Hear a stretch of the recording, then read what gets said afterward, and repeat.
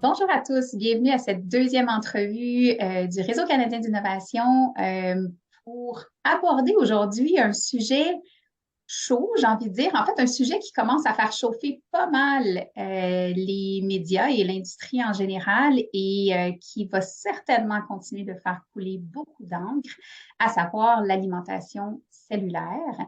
J'ai le plaisir aujourd'hui de m'entretenir avec deux collègues, Bernard Lavallée, Catherine Lefebvre, tous deux nutritionnistes et co-animateurs du célèbre balado On s'appelle et on déjeune. Bonjour à vous deux. Bonjour. Bonjour.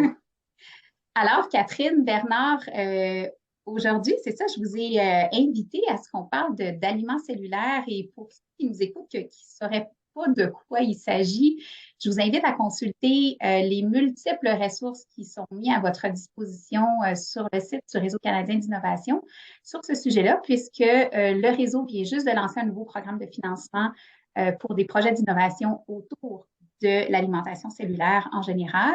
Donc, on parle pour résumer ça en une phrase, d'aliments donc, qui ont été fabriqués, j'ai envie de dire, de toutes pièces en laboratoire, soit à partir de cellules d'animaux ou de plantes pour reproduire un aliment final, comme un steak par exemple, ou bien d'aliments ou de portions d'aliments, d'ingrédients qui auront été créés par fermentation de précision. Donc, c'est la thématique qu'on aborde aujourd'hui. Évidemment, Catherine, Bernard, je sais que vous n'êtes pas des spécialistes technique du sujet et ce ne sera pas le sujet de notre discussion de toute façon de rentrer dans la technique, mais je voulais vraiment aborder avec vous un aspect très terre à terre et simple, c'est-à-dire à un moment donné, il faudra que ces produits-là vont arriver sur nos tablettes. On sait que c'est beaucoup plus près qu'on le pense. Il y a déjà des autorisations, des pré-autorisations de commercialisation qui ont commencé aux États-Unis. Alors, comment on va atterrir ce nouveau bateau-là, cette nouvelle offre-là? Je commencerai d'abord par vous demander tout simplement, qu'est-ce que vous en savez? Quand est-ce que vous avez entendu parler de cette nouvelle approche-là? Euh, et ce que vous en pensez vraiment à high level, comme on dit, là, à brûle pour point. Catherine, peut-être, pour commencer?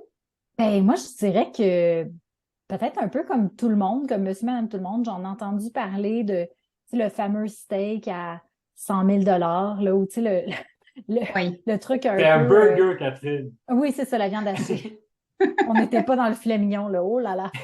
Mais, mais c'est ça, c'était un. Tu sais, j'ai envie de dire, ça fait peut-être 10 ans. C'est en 2013. Oui, c'est ça. Oui, Ben, exact. je suis direct dessus.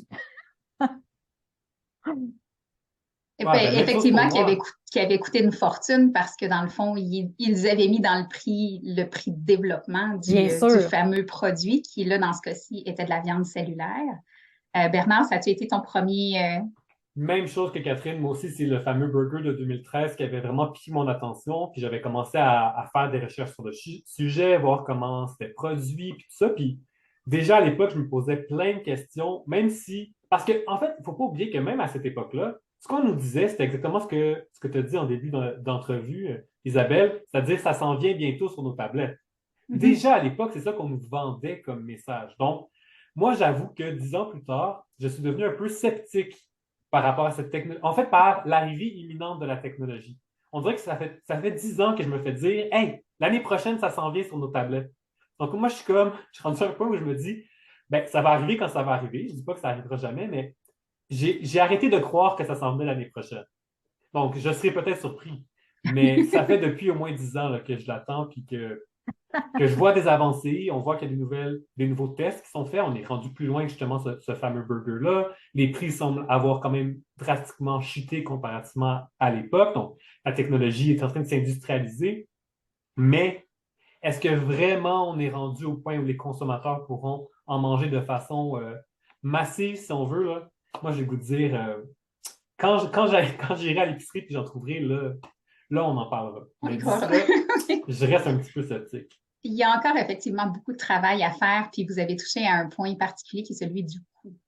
Évidemment, c'est une technologie qui est extrêmement dispendieuse et qui demande des moyens non seulement financiers, mais techniques et technologiques aussi qui sont extrêmement avancés puis qui mettent, je ne veux pas dire du sable dans l'engrenage, mais puis pour ceux ralentissent le processus.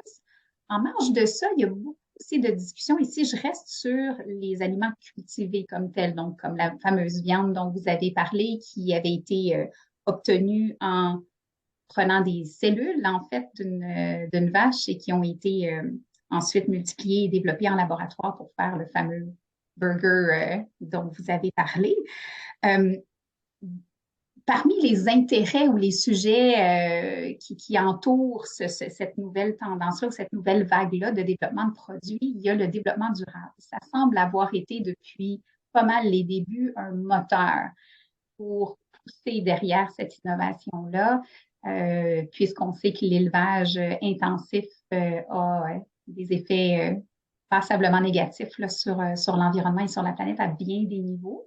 Beaucoup de questions qui se soulèvent, en tout cas plus récemment, à savoir, est-ce vraiment plus écologique d'un point de vue personnel, mais j'ai envie de dire professionnel aussi, vous qui êtes très près des consommateurs de par votre travail. Trouvez-vous que c'est une bonne idée, des aliments cultivés? Et ce n'est pas une question piège, en fait.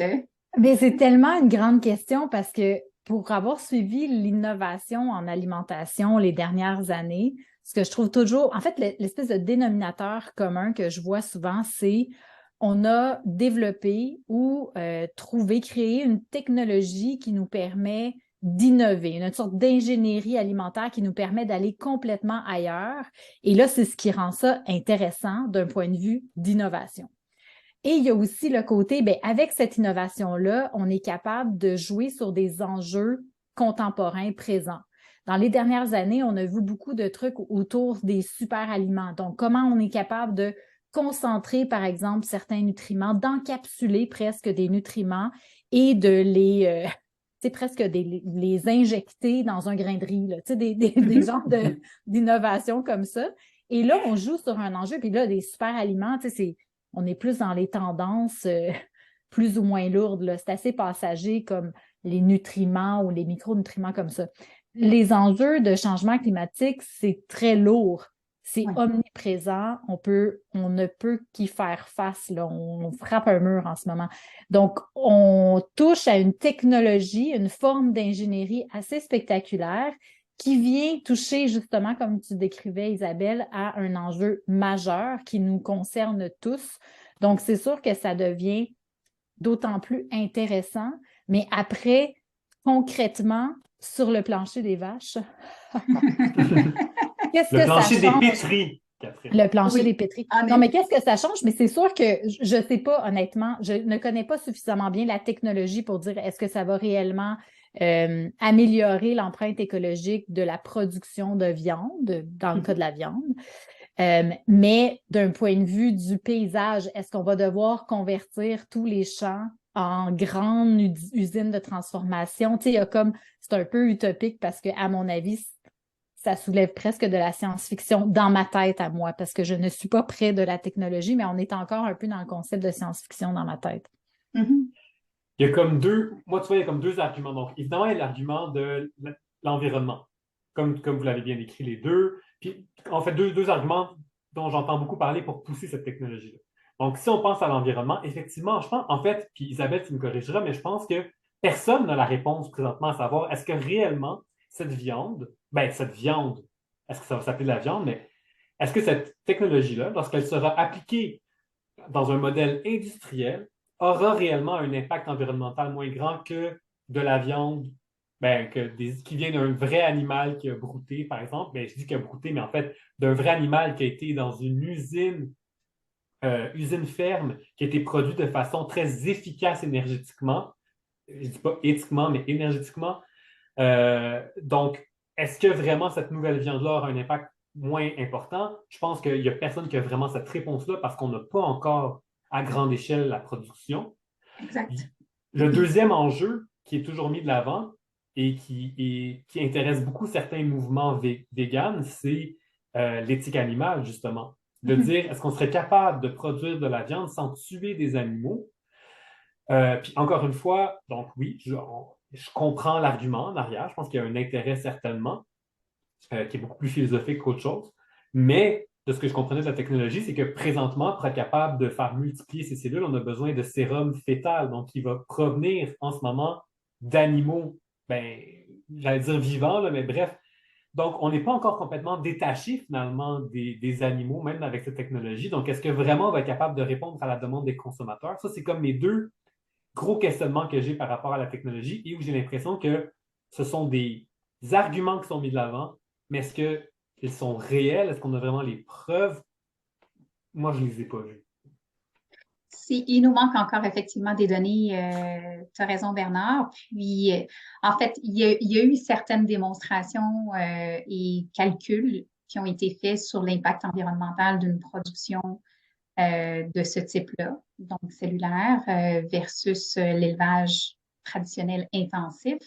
À ma connaissance, les données actuelles se concentrent beaucoup sur donc le procédé général de transformation, mais sans tenir compte de l'ensemble de l'œuvre et notamment de l'énergie qui est nécessaire pour produire tout ça. Catherine, tu soulevais l'histoire des bâtiments. Je trouve ça super intéressant parce qu'effectivement, c'est le genre de choses dont on parle pas trop, mais remplacer un pâturage par une bâtisse de béton, est-ce que c'est mieux? En fait, on vient de transposer un problème ailleurs, mais bref, ça me confirme qu'on n'est pas sur un sujet qui est simple. J'aimerais prendre quelques instants pour parler de l'autre aspect des fameux aliments, de la grande bulle des aliments cellulaires, qui est la fermentation de précision, où là, en fait, on travaille, et j'avoue que personnellement, je trouve ça assez magique. On travaille avec des micro-organismes où ils seront programmés, je pense qu'on peut utiliser ce mot-là, programmés pour produire, par exemple, une protéine, puisque c'est souvent le cas, une protéine en particulier, donc qui va devenir un ingrédient ou une matière première avec laquelle on pourra retravailler sans passer par l'aliment complet. Euh, Ça, par contre, contrairement au steak ou aux pépites de poulet qui viendront peut-être pas dans 6 mois sur nos tablettes, la fermentation de précision, on s'en sert déjà depuis plusieurs années pour certains aliments. Mais il y a encore, bon, énormément de développement à faire autour de ça. Ça vous enthousiasme, vous, de cette nouvelle approche-là? Ça, tu me laisses la parole. J'aime bien l'hésitation. Ben, parce qu'on ne sait jamais à qui laisser la parole. Pardon. Non, ben, en fait, moi, pour vrai, la forme de la technologie comme consommateur me dérange peu. Ou je l'écoute te dire peut-être comme consommateur averti. C'est-à-dire, euh, tu sais, si on pense, mettons, aux OGM, donc une technologie qui a créé beaucoup de remous, qui n'a peut-être pas été bien expliquée aux consommateurs, puis quand on s'y connaît peu, puis qu'on entend de loin génétiquement modifié, puis qu'on ne sait pas trop comment ça fonctionne et tout ça, on sait que ça peut créer de la crainte dans la tête des consommateurs parce qu'ils ne comprennent pas la technologie. Puis dans ce cas-ci, j'ai l'impression que la fermentation de précision versus l'agriculture cellulaire, moi personnellement, en comprenant ces deux technologies-là, au final, l'un ou l'autre, ça ne me dérange pas vraiment. L'aliment qui devrait en ressortir va se ressembler un peu quand même. Donc, moi, personnellement, ça ne me dérange pas. Par contre, j'ai l'impression que dans la perception des gens, le fait d'être passé par un autre être vivant comme une bactérie, par exemple, ou des levures qui vont avoir été capables de synthétiser ces protéines, peut-être que ça va mieux passer, simplement parce que ça a l'air plus naturel qu'une éprouvette en laboratoire. Alors, c'est fait en laboratoire aussi, ben, éventuellement en usine, mais j'ai l'impression que dans l'imaginaire des gens, ça sera probablement mieux accepté simplement parce qu'on passe à travers un autre être vivant qui va la produire. Mais ça, c'est vraiment une simple Ben, impression. en même temps aussi, il y a plein d'exemples qu'on peut donner de fermentation, sans être de la fermentation de précision, mais de fermentation d'aliments qu'on consomme régulièrement tous les jours, qui ne sont pas du tout, tu sais, du yogourt, des fromages, des bières, tu sais, le thé, tu sais, bon, toutes sortes de fermentations. Donc, c'est moins Frankenstein que l'agriculture cellulaire, on va se le dire. Ou la perception, parce qu'effectivement, Oui. tout est dans la compréhension de la technologie. Tu sais, si on fait juste dire, hey, on a fait pousser de la viande hachée dans un plat de pétri, tu sais, pour le commun des consommateurs, le plat de pétri, c'est du laboratoire, tu sais, c'est des trucs de scientifiques, là, Dr. Jekyll and Mr. Hyde, là, tu sais, c'est pas...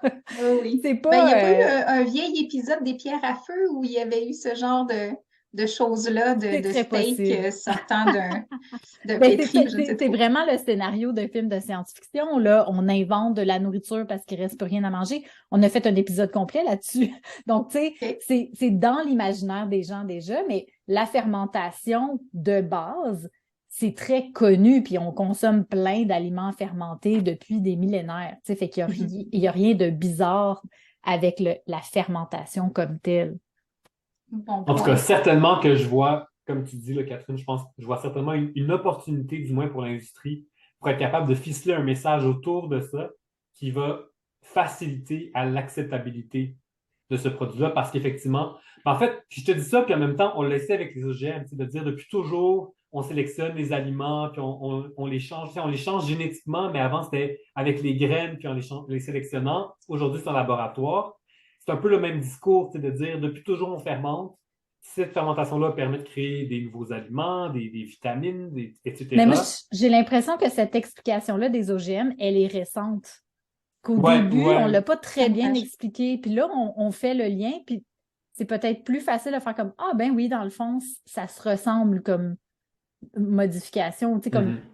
façon d'approcher le. Fait que peut-être effectivement, c'est une belle opportunité de dire comme OK, on veut faire ce pas-là, côté innovation, c'est majeur comme technologie. Il va falloir vulgariser dès maintenant, là. Mhm. Parce que Ben, je pense, au-delà de l'expérience de la croquette de poulet cultivée, si on veut commercialiser ça, il faut que les consommateurs soient au fait de ce que c'est, ce que ça fait, ça change quelque chose pour ma santé. Est-ce qu'on va nous offrir que des aliments ultra transformés? Parce que là, ce qu'on voit à Singapour, par exemple, c'est sous forme de croquettes, là. C'est pas mhm. des poitrines de poulet, là. Ouais, gros travail de vulgarisation, en tout cas.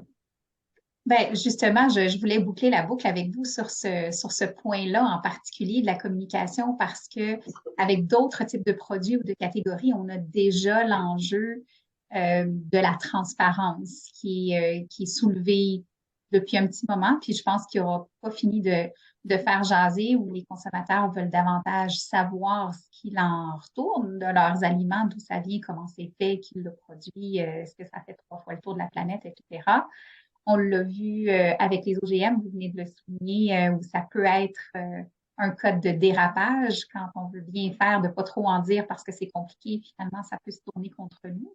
On l'a vu aussi plus récemment avec le développement de l'offre végétale, donc de produits analogues, où plusieurs entreprises ont eu des prétentions assez fortes de dire c'est la même chose, c'est exactement la même chose, mais qu'en creusant un tout petit peu, sans même faire de grandes recherches, on se rendait compte que ça fait une minute, non, c'est pas mal plus complexe que ce qu'on peut nous dire comme tel. Voyez-vous, ben là, en fait, vous m'avez déjà donné une partie de la réponse, donc un intérêt à ce qu'on soit transparent plutôt que tard avec le consommateur, puis jusqu'à quel point est-ce que ce serait pertinent, vous pensez, pour les gens qu'on mette sur un même pied d'égalité ces aliments-là avec ce à quoi ils se comparent? Est-ce qu'on en fait une catégorie à part?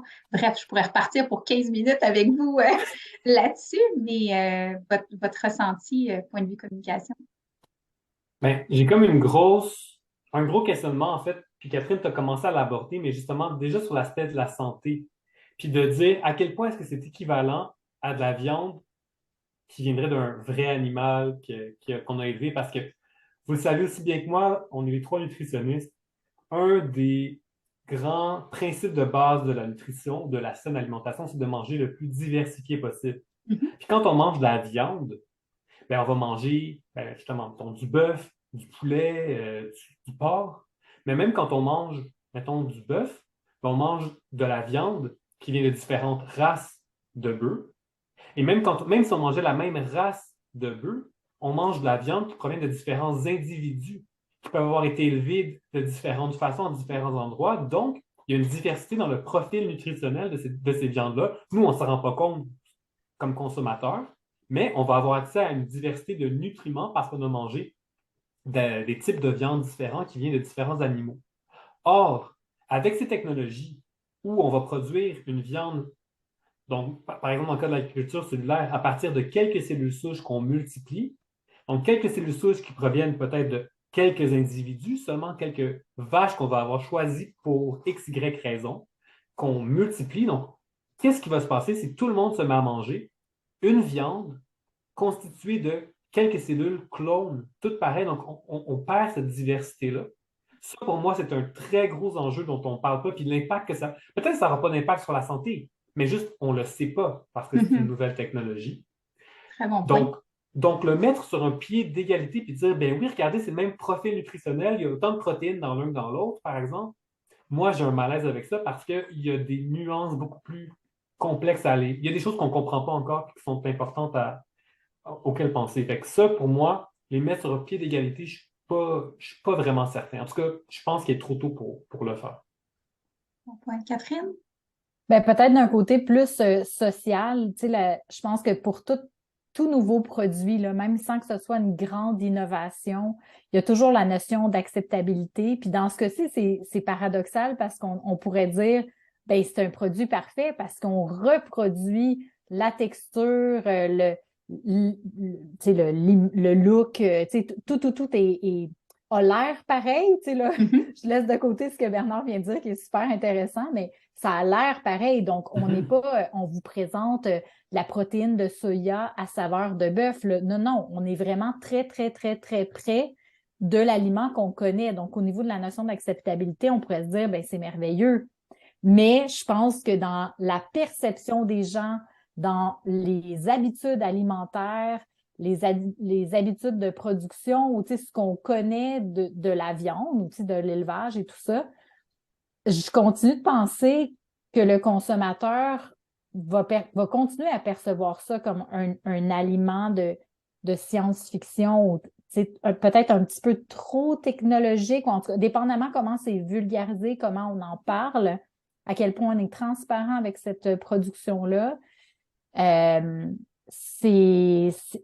va être, en tout cas, moi, j'ai bien hâte de voir comment ça va être perçu parce que on est vraiment ailleurs là, d'un point de vue technologique.